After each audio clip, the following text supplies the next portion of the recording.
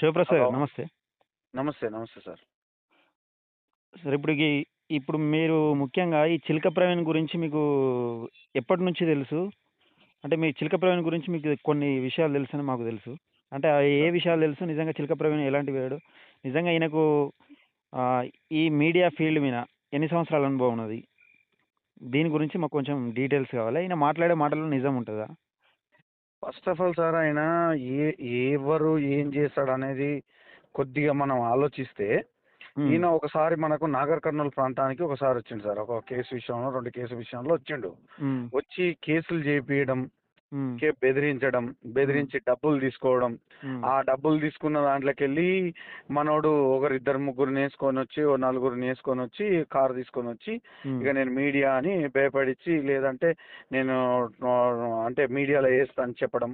హ్మ్. ఇటువంటి బెదిరింపులకైతే పాల్పడతాడు. అటువంటివి ఒక 2, 3 సంఘటనలు మన నాగర్ కర్నూల్ ప్రాంతంలో హ్మ్. ఆయన మీద ఉన్నాయి. హ్మ్. అంటే మీకు 100% మీకు దగ్గరలో మీకు తెలిసిన వాళ్ళని ఎవరైనా మనకు తెలిసిన వాళ్ళది కూడకంగా ఒక సంఘటన చేసిండు. ఆ! ఇట్లనే దేనికి ఒక సంబంధించింది? ఒక లేడీస్ విషయంలో ఒక లేడీ ఇంకొకరికి సంబంధించిన ఒక కేసు అయితే, హ్మ్. ఆ కేసులో ఈయన ఎంట్రీ అయ్యి హ్మ్. దాంట్లో డబ్బులు గిట్లంగా వసూలు చేసిండు. ఆయన ముందలకొస్తే ఉడతాం మాట్లాడనీకే మనం రెడీ ఉంటాం. హ్మ్. హ్మ్. అంటే ఎప్పటి నుంచి పరిచయం మీకు నాకు వ్యక్తిగతంగా? తెలిసి అంటే ఇప్పుడు వ్యక్తిగతంగా నేనెన్నడూ తనను అంటే 2, 3 సార్లు అక్కడ నాగర్ కర్నూల్ ప్రాంతం వస్తేనే చూసినాను. ఆ! నల్గొండ నుంచి ఈయన గురించి ఇన్నాం మేము. ఆ! సో, ఈయనైతే డబ్బులు వసూలు చేసే క్యాండిడేట్ సార్. ఈయనకు మీడియా విషయంలో ఉడకంగా అంత పెద్ద పట్టుండదు. ఎందుకంటే ఆయన మీడియా చదువుతున్నది గానీ, ఏదో లేకపోతే నేను చూస్తున్నది 15 గానీ ఇయర్స్ నుండి పని చేస్తున్నా. నేను 15 ఇయర్స్ ఆహా! నుండి మీడియా ఫీల్డ్‌లో ఉన్నా. అంత దమ్ము లేదు సార్ ఆయనతోటి. అంటే వీని భాగవతం బయట పెడతా, వాని భాగవతం బయట పెడతా అది ఇదని. అసలు ఆయన భాగోతం బాగాలేదు అంటున్నాం మేము. ఆ! ఎవని ఎవరి భాగోతం అనేది ఆయన బయట ఇది పక్కన పెడితే, ఆయన భాగోతం బాలేదుగా. ఈ మధ్యలో 4 రోజుల కింద కూడా ఏదో తొలి వెలుగు రాగు ఏదో కుంభకోణం చేస్తాండు. లేకపోతే ఓళ్ళను ఒక ముఠా లెక్క తయారు చేసుకొని ఈళ్ళని బెదిరిస్తాండు. వీని భాగవతం బయట పెడతా మొత్తం అంటే ఈయన ఏమన్నా టీఆర్ఎస్‌కు పోయింటాడు సార్. ఆ! టీఆర్ఎస్‌కు కుమ్మక్కయ్యి ఇట్లా చేసింటాడు ఈ చేస్తే. ఈ మధ్యలో సరైన కొన్ని వార్తలు చూస్తుంటే అంటే బీఆర్ఎస్‌ను ఏకంగా భుజాల పైన ఏదో మొయ్యాలని చూస్తాండు. మరి బీఆర్ఎస్‌కును ఈయనకున్న అనుబంధం ఏంది అసలు? ఈయనను బీఆర్ఎస్ నాయకులు పట్టించుకుంటారా ఎవరన్నా? బీఆర్ఎస్ నాయకులు పట్టించుకోరు. పట్టించుకునేటట్లుగా కొన్ని వార్తలన్నా చదివితే, లేకపోతే ఆ ప్రయత్నం అన్నా చేస్తే పట్టించుకుంటారనే ఒక ఆశాభావంతోటి చేస్తుండొచ్చు. ఇంకొకటి ఈయన హ్మ్. టార్గెట్ గుడకంగా ఎట్లుంటదంటే ఫేమస్ అంటే మీడియాలల్లా ఎవరైతే హ్మ్. ఫేమస్ అయ్యి ఉంటారో, హ్మ్. ఒక మొఖం తెలిసి ఉంటదో, హ్మ్. ప్రజలందరికీ తెలిసిన ఫేసులు ఉంటావో హ్మ్. వాళ్ళని పట్టుకొని మాట్లాడి, లేదంటే ఫస్ట్ ఏమో మామూలుగా ఫోన్‌లు చేసి పైసలు వసూలు చేస్తాడు. హ్మ్. లేదనుకో పైసలు రాలేదనుకో ఫేమస్ అన్నా కావడానికి ఆలోచన చేస్తాడు. అంటే ఈయనకి ఎటు తిరిగి ఆయన సొంత లాభం తప్ప, హ్మ్. ఆయన చెప్పుతున్న ఫిలాసఫీ గాని, ఆయనకు ఉన్న ఒక ఫిలాసఫీ, ఒక వ్యవహారం ఏమీ తెలవని ఒక ఎడ్డె మనిషి అనుకోండి. గీడియా పక్కన పెట్టండి. ఆ! ఒక సామాన్యునికి ఉండాల్సిన నాలెడ్జ్ ఉడకంగా ఉంటది ఆయనకు. ఆ! అది. అట్ మీడియా అనే సంగతి ఇక దేవుడేం కాదండి. హ్మ్. ఈ మధ్యలో ఒక బాబు ఈయన స్టూడియో మార్చిన సంగతి ఆయనకు తెలవదట. ఒక బాబు ఎవరి ఇంటి పైనో రాళ్ళు ఇసిరితే, ఒక రాయి ఇసిరినందుకు ఆ బాబును 1,80,000 డిమాండ్ చేసిండని వేరే పెద్ద మనిషి 100% చేశారు సార్. పెద్ద మనిషిని తీసుకెళ్ళిండు. ఆ పెద్ద మనిషితోని కూడా నేనే మాట్లాడినా స్వయంగా. ఆ మాల ఆ! ఏసుకున్నాడు పాపం. ఆ స్వామి మాల ఏసుకున్నాడు.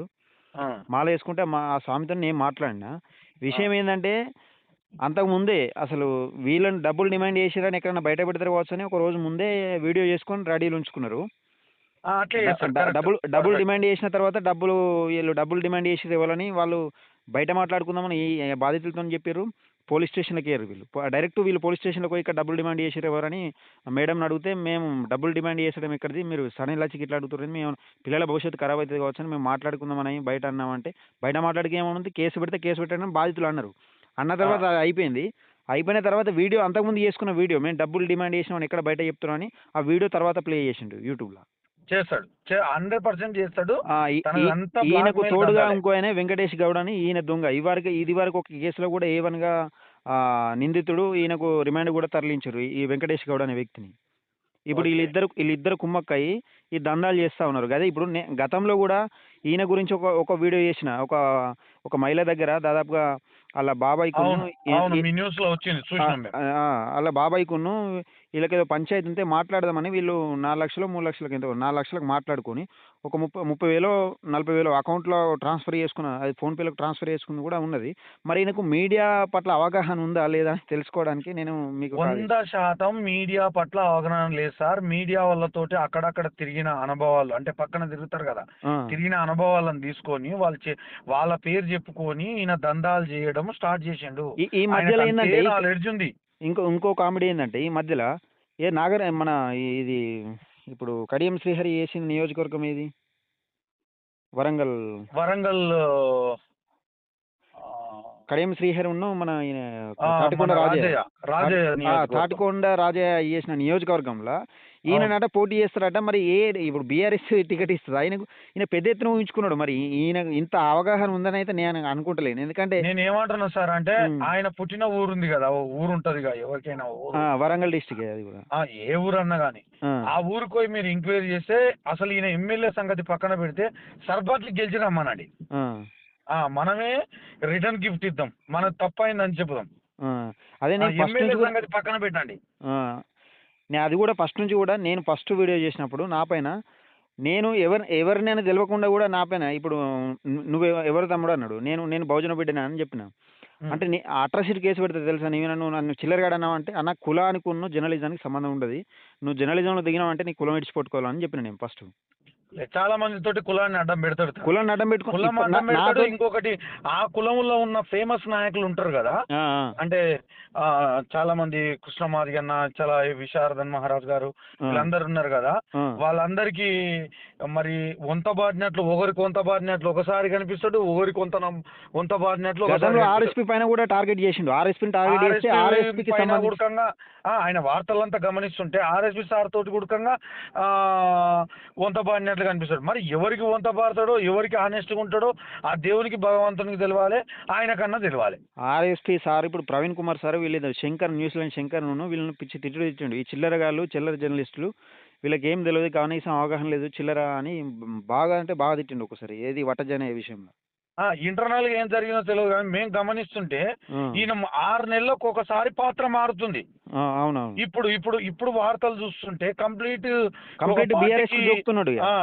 ఒక పార్టీకి ఏమనంటే వంత పాడుతున్నట్లు కనిపిస్తుంది మనకు. ఏమనంటే ప్రాంతీయ పార్టీలను ప్రాంతీయ పార్టీలేముంది ఇప్పుడు లీడర్లందరూ ప్రాంతీయ వాళ్ళే.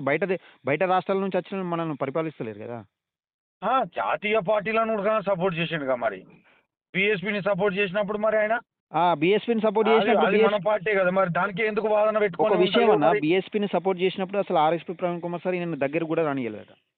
అదే అంటే తినకు ఒక వాదం మీద గాని, ఒక ఫిలాసఫీ మీద గాని, హ్మ్. లేకపోతే ఒక ఒక ఒక మాట మీద గాని ఉండే క్యారెక్టరు ఆయన స్వభావమే అది కాదు. అవునవును. అన్నప్పుడు మనిషి ఇట్లే మారతాడు. మరి గదే అయితే కామెంట్‌లలో ఈయన పెట్టించుకుంటుండో తెలవదు, ఏం పెడుతుండో తెలవదు గానీ, ఈయనకంత సీన్ లేదని అనుకుంటున్నా. కొంచెం చిన్న క్లారిఫికేషన్ కోసం మీకు తెలుసు గదా! ఈయన వ్యక్తిత్వం ఎటువంటిదని. 100% అన్న ఒకవేళ పిలిస్తే ఆయన మళ్ళా పిచ్చి పిచ్చి వాగుడు వాగకుండా ఆ! మేమేదైనా తీసుకొని రమ్మంటే వస్తాము.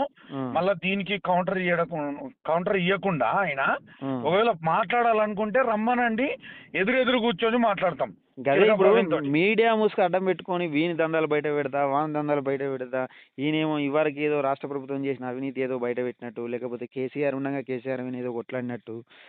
ఇప్పుడు కేసీఆర్ మీద ఆయన ఎవరైతే ఏది చేసినా ఆయన ఎవరి వీణ ఆధారాలు బయట పెట్టినా హ్మ్. ఎవరైతే మాట్లాడుతుంటారో ఆ మనుషుల వీణ మళ్ళీ దాడికో ఇంకో దానికో ముసుగులు కట్టుకోకుండా హ్మ్. ఏమైతే మాట్లాడుతున్నావో ఇంతకుముందు నీ ముసుగులను అన్నిటిని వదిలేసి నిజాయితీ పరుడవైతే నువ్వు నిజంగా బహుజన బిడ్డవైతే ఎదురెదురు కూర్చుందాం రాయ్యా మాట్లాడదాం అని అంటున్నాం.